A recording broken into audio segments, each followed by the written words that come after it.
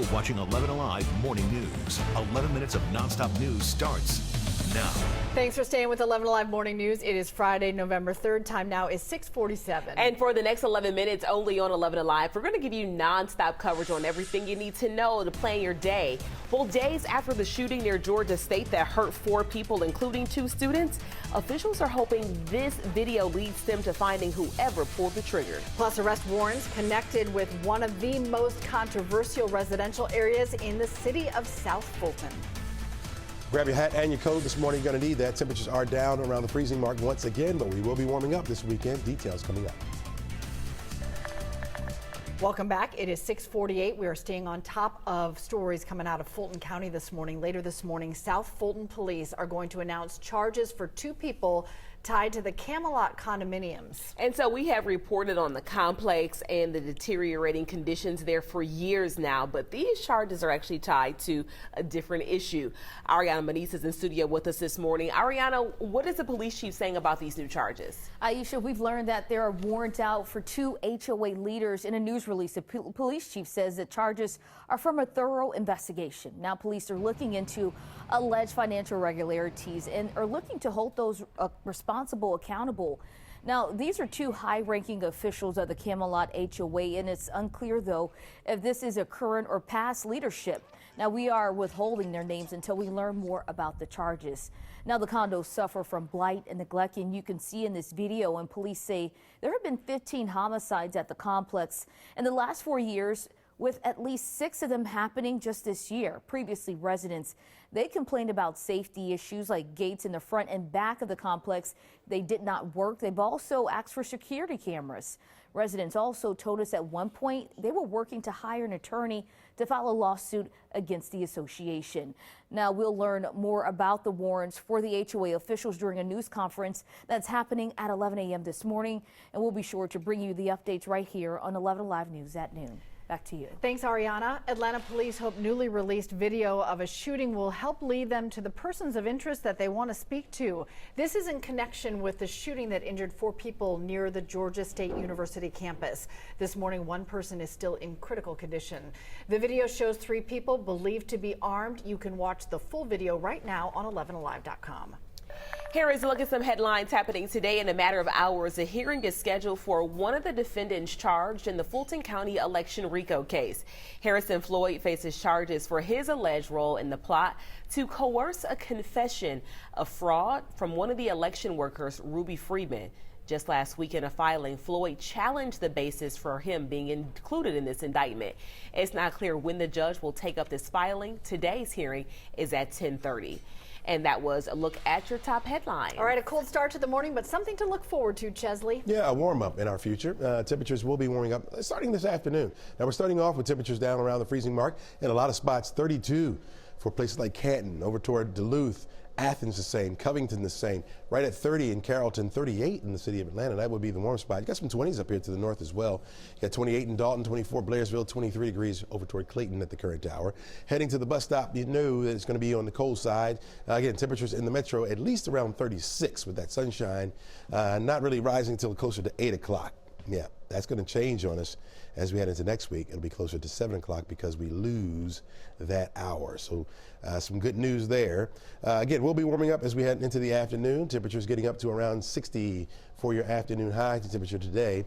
You'll notice on our radar satellite composite, not a whole lot going on. High pressures dominating our skies. That will continue. It has been the case and will continue to be the case for today. Our winds on the light side out of the east, about 7 to 8 miles per hour or less for today. Without any fronts or anything moving into the area, we have the lack of rain. Now, that's good for those of you who want to get outside, enjoy some of these fall days, but not good for us as far as the drought goes. We are now officially in a drought. We have a moderate drought. See this tan area here? Moderate drought. Last week, we had the yellow over the metro area, and so that was just abnormally dry. And now that's sinking a little further to the south. Even the red here, this extreme drought, those conditions are starting to slide a little further down to the south. You got Pickens County included in it, also northern parts of Cherokee County and the northeastern corner of Bartow County as well in the extreme drought. We should be around a little over 42 inches of rainfall for the year with where we are now, close to 7 inches below where we should be. So we really need that rain, but it doesn't look likely until we get closer to the end of next week. So we got the weekend to enjoy. Perfect weather with 11s on the wazometer. Temperatures in the low 70s, mid 70s by the time we hit the Tuesday. By Wednesday, 77 degrees. Our next chance of rain is a weak one, but it comes to us by next Thursday. Crash? All right, Chesley, appreciate that. Well, we came out of the gate with this tractor trailer that went right off the road, split in half. 75 southbound at Delk Road. Thought it was going to be a monster red alert all morning, but they managed to move all the work off to the right. Yeah, they got a lot to clean up, but we're seeing minimal slowing. Let's roll over to the maps right here, and I'll show it to you. We've got a little bit of heavy traffic now developing around the north and south loop. Still no need to panic or worry about an alternate. Highway 41 is always wide open if you want it, but just know they're going to be there for a while. 75 south right around Delk Road. Got new trouble off on the west side. This is 285 northbound before MLK. Be prepared. This was a car fire. They have doused the car fire, but they are out there blocking a couple of lanes. So just be prepared for a slow pocket coming up from Cascade towards I-20. Aisha? All right, Crash, thank you. Right now this morning, police need your help finding 2 missing young people. Take a look. This is 17-year-old Dariana Blake. She's missing from Gwinnett County, and she didn't come home from Archer High School in Lawrenceville. In a separate case, Michael Majors is also missing. Riverdale police say he has not been seen since leaving his home last Friday. They believe he could have gone to the Bankhead area of Atlanta. If you have any information on either case, please call police. It is 6:54. Work is happening right now to find solutions to the crisis at the Fulton County Jail. For months now, we have followed the problems plaguing the facility, from overcrowding and deteriorating dangerous conditions to inmate deaths. There have been 10 inmate deaths just this year. Thursday, state senators held their first subcommittee hearing to help work toward solutions. A representative for the jail shared that the 3 biggest needs moving forward are more staffing, more money, and a new building. State senators say once these hearings are finished, they will create a report for the county with some specific recommendations.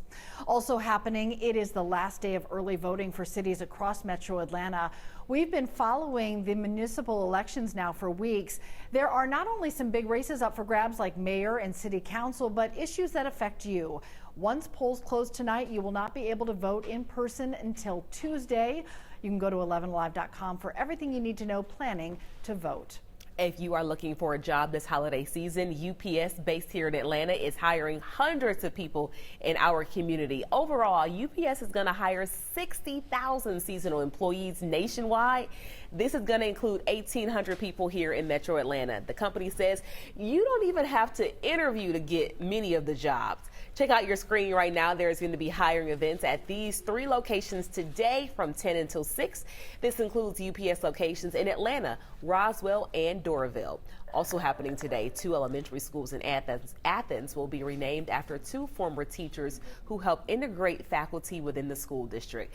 Chase Street Elementary School will officially be renamed to Johnny Lay Burks Elementary, and Alps Road Elementary will be renamed to Betty Henderson Holston Elementary.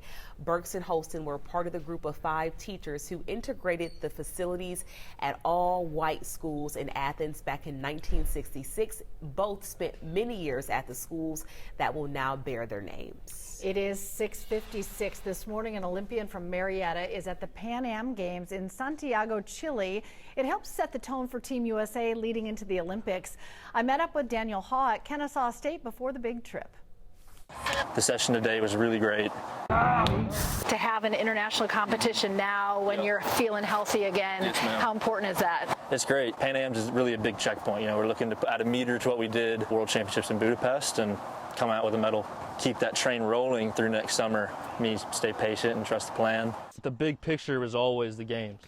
Daniel hopes to make his second Olympic team in hammer throw. He's already top 10 in the world. His goal is to bring home a medal from Paris. Then he really wants to get back there. Hooty-hoo all the way to Paris there, Chesley. Hooty-hoo, hooty-hoo. All right, by noon today, you'll notice a difference. Temperatures right around 55 degrees. We've averaged that as a high over the last couple of days. We'll have the sunshine around in abundance. Those of you getting off early today, going home around 4 o'clock, 63 degrees will be the temperature. We're going to say a little bit milder than what we have been for the last couple of days. By 6 o'clock, of course, it will start to get dark on you. You're looking at 57 degrees with clear skies. Enjoy the Friday night football game under the lights, truly under the lights today, Crash. All right, the cleanup continues along 75 southbound around Delk Road. Minor delays developing through Marietta. Got you an update at 7:26. All right, so Baskin-Robbins unveiled its Thanksgiving ice cream flavors this morning. Check out these flavors. How about some Sweet potato ice cream made with real sweet potatoes, autumn spice ice cream with honey cornbread pieces, and cranberry sauce swirls. If you love crazy stadium food, though, we got something for you. We're ending the show and we haven't had breakfast yet. But if you have a weak stomach, you might want to look away from this one. This weekend at Mercedes-Benz Stadium, Molly B's restaurant debuting this special menu item at the Falcons game. A full rack of St. Louis-style ribs stuffed with mac and cheese and a custom container full of kettle chips. I think it's good. It looks good. I'm in. You're in? Not the ice cream. I think all 4 of us could eat one, though. Let's share. Let's share. Perfect.